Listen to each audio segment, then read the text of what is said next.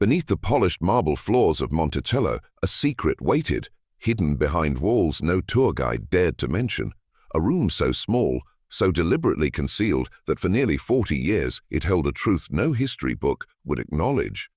Within its confines, a young girl, barely a woman, was forced into the impossible, to live unseen, to bear the children of the man who claimed liberty for all, yet owned her body as property. Thomas Jefferson, the celebrated architect of a new nation, inventor of ideals, philosopher of freedom, kept her existence deliberately erased. The room itself measured barely 14 by 12 feet, a cage masked as privacy, its single window staring into service corridors, away from guests' eyes. Here, power revealed its darkest logic: control, secrecy, and the silent destruction of innocence. Every blueprint Jefferson drafted, every staircase angled, every corridor hidden, all served a single purpose: to separate the myth of the man from the horror of what he allowed to exist. And the world obeyed the illusion. The truth of that room is dangerous. It is the kind of knowledge that reshapes how you see history, morality, and the very idea of freedom. Stay close. The descent begins here. The world outside Monticello saw Jefferson as a man of reason, a patriot, a thinker whose words would ignite revolutions. Inside, he orchestrated a theater of control so precise, it was almost invisible. The plantation hummed with life. Over 100 enslaved people laboring unseen, their sweat and pain building the wealth and prestige that would adorn Jefferson's public image. And among them, Sally Hemings moved like a shadow, trained in silence, literate in the unspoken rules of survival. She was barely 14 when she arrived, half-sister to her mistress, property by law, yet bound by blood in ways no one dared speak aloud. She learned quickly invisibility was survival, compliance a shield. Meanwhile, Jefferson's architectural genius hid her existence in plain sight. Hidden staircases, service corridors, clever angles of light, everything directed the gaze away from her, ensuring she remained a ghost. And within that ghostly existence, children were born. Children of Jefferson, children whose very presence threatened the narrative of liberty he preached. For decades, the machinery of denial worked flawlessly. Guests marveled at the elegance of Monticello while failing to see the human cost beneath the marble. Every secret berth, every whispered warning, every carefully placed corridor was another layer of deception. History itself was being rewritten, one room at a time. Grief, desire, and power collided in the quiet chambers of Monticello. Martha Jefferson's death left a void, not just in the mansion, but in the control Jefferson wielded over his household. Sally Hemings, now 19, became the axis upon which both family secrecy and Jefferson's private desires turned. She navigated a world where freedom was a promise she could almost touch, yet legally denied her. Her body, her choices, her very existence were commodities in the ledger of a man who wrote about liberty while enslaving those closest to him. In Paris, she had tasted freedom, a fleeting vision of life without chains, but returned to Virginia under a shadowed bargain. Bear Jefferson's children, ensure their survival, and their futures would be quietly secured. The room she returned to was no sanctuary. It was a calculated cage. One small window, a bed, a table, a chair, sufficient for life, insufficient for dignity. And within those walls, children came into the world under conditions no law or morality could recognize. Each birth was catalogued in silence, a secret ledger of power maintained in shadow. Jefferson's genius extended beyond philosophy and invention. It was applied to concealment, manipulation, and control. The true horror is that this was deliberate, systematic, and meant to endure. Monticello's secrets were not accidents. They were architecture made flesh. Monticello was more than a home. It was a stage for a carefully curated illusion, a fortress of secrecy supported by an entire community. Jefferson's daughters, his political allies, even the household itself, participated in an unspoken pact. Sally Hemings must not exist in the public eye. Every corridor she walked, every hidden stair she climbed, reinforced a deception that stretched far beyond Monticello's walls. The enslaved people who surrounded her were silent witnesses, trained in the protocols of invisibility. They understood without words that acknowledging her presence risked annihilating the carefully constructed mythology of Jefferson, the enlightened thinker. Guests admired the architecture, the symmetry, the inventions, oblivious to the lives meticulously managed out of sight. Even whispers of scandal, when they emerged, were suffocated by the weight of influence, reputation, and fear. Newspapers dismissed accusations, allies denied reality, and the elite collectively exhaled, protecting a narrative that justified their own complicity. This was not passive ignorance. It was active, deliberate, and terrifying in its reach. One woman, confined to a room designed to erase her, became the fulcrum upon which the illusion of power balanced. Her children were both heirs and property, evidence and threat. Every smile, every whispered story, every carefully ignored resemblance to Jefferson himself was a reminder: power does not forgive curiosity. History remembers what those in control allow it to remember. Within the shadows of Monticello, power was absolute, and the cost was measured in souls. Sally Hemings lived in a world where consent was an illusion, where freedom existed only in fleeting dreams. Her children, born from the man who dictated their fates, were simultaneously nurtured and imprisoned. They were taught skills, reading, even manners, but always with an invisible leash. Reminders that they were property first, human second. Every moment of affection, every act of care from Jefferson carried the weight of control, a reminder that love and ownership were indistinguishable in this twisted hierarchy. The corridors that allowed her to move unseen became psychological traps. She knew the boundaries of her world better than anyone, and the walls whispered their own warning. Guests marveled at the children's light skin, their grace, their intelligence, unaware that these were calculated outcomes of breeding, education, and secrecy. Silence became a survival mechanism, invisibility a shield against annihilation. And yet, the human mind resists complete erasure. Memories, glances, and subtle defiance lived in shadows, passed quietly from mother to child. Monticello was not just a home, it was a machine for shaping reality itself, bending truth to the will of one man. And the machinery was nearly perfect. Even the most precise machinery eventually leaks. By 1802, rumors began to circulate, thin, whispered threads of truth that threatened to unravel decades of secrecy. A political enemy, sensing weakness, published accusations. Jefferson was keeping a slave mistress, fathering children in hidden rooms. The words, crude and scandalous, should have destroyed him, but power is its own shield. Allies denounced the claims as lies, dismissed them as drunken fantasies, and the public, conditioned to revere Jefferson, swallowed the denials. Still, the accusations left traces, small fissures in the perfect illusion.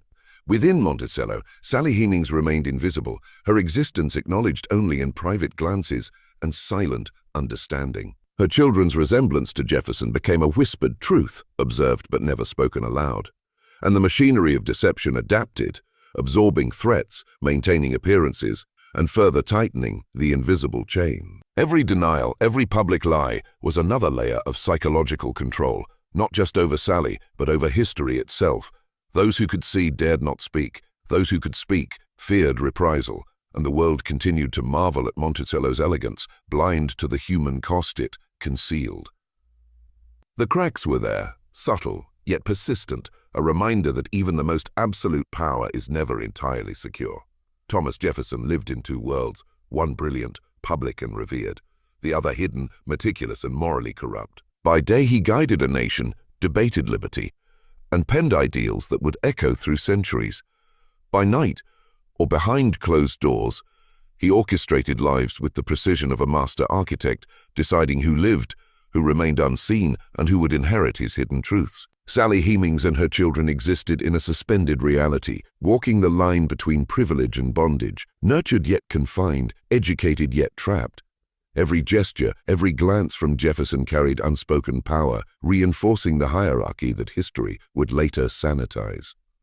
His rational mind compartmentalized atrocities alongside enlightenment, measuring labor, breeding, and secrecy with the same meticulous precision he applied to crops, fossils, and inventions. And Monticello itself was complicit, its corridors and rooms tools in a psychological machine designed to produce obedience through invisibility. Here, freedom was a concept, not a practice, and truth was a threat to be contained.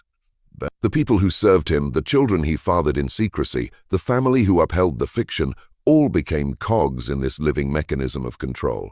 And the deeper you look, the more you realize, the architecture of power is often the architecture of deceit. Paris. For a brief, impossible moment, freedom brushed against Sally Hemings like sunlight through a hidden window. In the 1780s, French law declared that any enslaved person setting foot on its soil was free. She could have walked away, vanished into liberty, leaving Monticello, leaving Jefferson, leaving the chains that had defined her life. And yet, she returned. Why? Because the only leverage she possessed was her body, her womb, and the promise Jefferson offered. Her children would one day be free. She bargained in silence, aware that her choice was a trap disguised as negotiation. At 16, she became the pivot between a man's reputation and her children's survival. Her compliance was framed as consent, yet it was coercion, wrapped in the illusion of choice. The journey back to Virginia was a descent into shadows, into the room designed to hide her, to erase her existence from history. Monticello awaited not just a home, but a meticulously constructed prison. Here, births were catalogued, lives were managed, and appearances were everything. Each step, each breath reinforced a system of control that extended beyond walls, into law, into society, into memory itself. History would remember Jefferson, Sally Hemings. She would exist only in whispers. The children of Sally Hemings were paradoxes. Nurtured yet confined, educated yet enslaved, visible yet invisible. Beverly Harriet, Madison, and Eston grew up in a world carefully tailored to balance control and protection. Jefferson ensured they received training, literacy, and skills forbidden to most enslaved people, while keeping them close to the main house, never allowing them to blend fully into freedom or escape the shadow of their father. Each child bore the unmistakable resemblance of the man who wielded absolute power over their lives, a living proof of secrecy that had to be managed with precision. Guests noticed likenesses, whispered in private, and then obediently forgot. The psychological pressure was relentless, being both privileged and constrained, loved in private, but denied acknowledgement in public. Their existence became a lesson in obedience, discretion, and survival, a daily negotiation with a father who wielded moral contradiction like a weapon. And through it all, Sally remained the invisible axis of this system, teaching, protecting, and enduring. Every glance, every whispered instruction, every carefully measured act of care was a testament to human resilience under unrelenting domination. They were children of a founding father, yet heirs to a secret designed to vanish from memory. Even the most hidden truths eventually find a chink in the armor. By 1802, a political enemy dared to strike, publishing crude accusations. Jefferson kept a slave mistress, fathered children in secret. The words were incendiary, meant to destroy, yet power protected itself. Allies rallied, dismissed the claims, and the public, conditioned to revere Jefferson, swallowed the denials. But within Monticello, tension grew.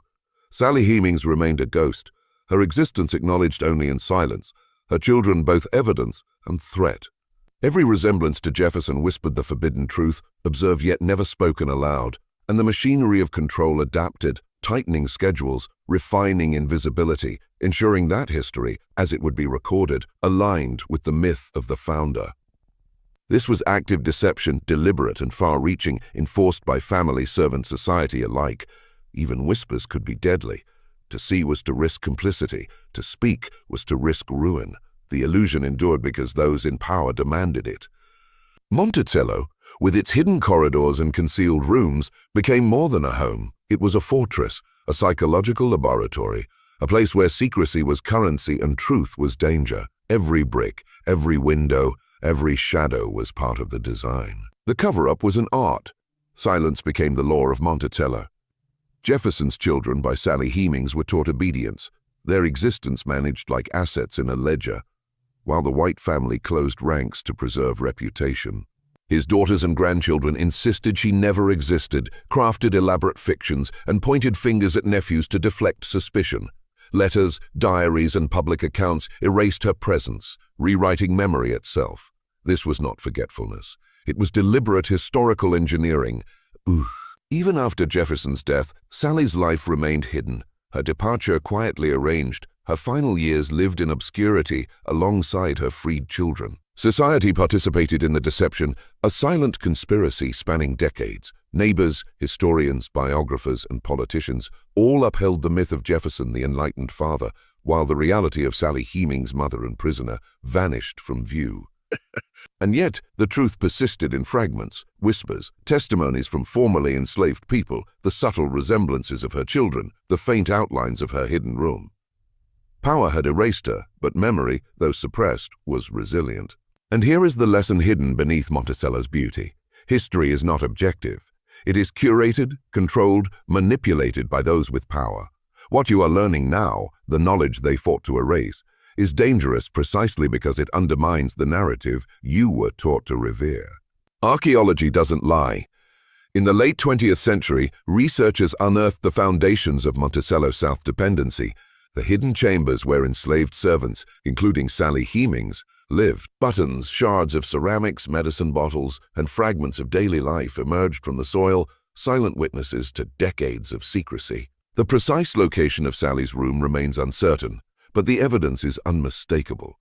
A space designed to keep her close to Jefferson, yet invisible to everyone else. Every architectural choice, the narrow corridors, secret staircases, and angled windows, was calculated to erase her from sight, to render her presence a ghostly suggestion rather than a fact. These objects, these traces of human existence, speak louder than the polished biographies or public denials. They reveal a life confined, controlled, and systematically hidden from history. And the more you study them, the more the machinery of power becomes clear. This was not oversight.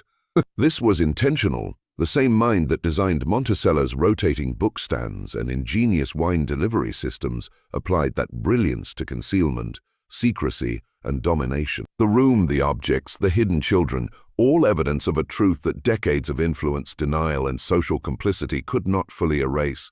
History whispers, "Will you hear it?" Beverly Harriet Madison and Eston Sally Hemings' children were heirs to both privilege and imprisonment. As they grew, Jefferson quietly ensured their education, their skills, their light skin offering them a passage into a society that otherwise would have kept them invisible.